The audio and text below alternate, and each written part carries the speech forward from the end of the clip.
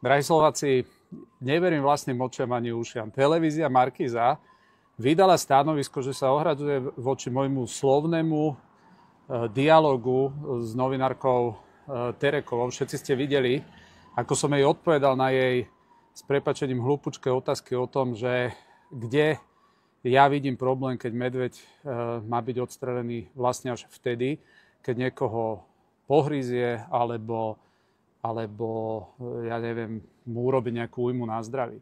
Že oni sa ohradzujú, oni, ktorí boli naučení tu hovadiť ľudí v priamom prenose a s politikou vystrihávať ich pasaže, len tak, aby vždy pred národom vyzerali ako tupci.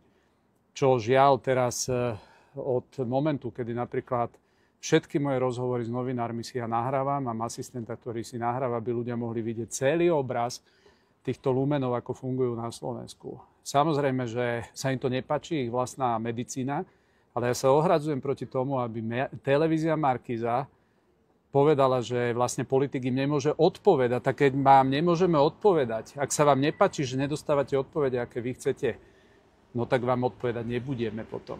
Takže môj záver, vážená pani Tereková, týmto pádom naše rozhovory raz a navždy skončili. Ak vám sa nepáči, že ja odpoviem to, ako veci vidím, a to, že ľudia to majú právo vidieť, tak ako vy zverejňujete zmanipulované odpovede rôznych politikov a robíte to roky v televízii Markíza, no tak si musíte zvykať na novú realitu. Tu sa nikto pred vami pláziť nebude.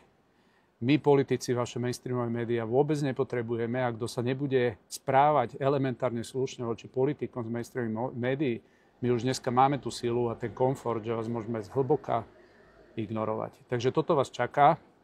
A tým pádom, pokiaľ televízia Markíza sa neospravedlní za tento prístup, keď to tak poviem, politikom, ak si vy myslíte, že tu budete robiť hejt a terč z tejto skupiny tiež ľudí, tak ste na veľmi veľkom omyle. Takže vidíte, aké to je častokrát pre vás nepríjemné, že kladiete hlúpe otázočky, že sa vám potom ľudia smejú, no lenže potom musíte robiť nejaké iné povolanie,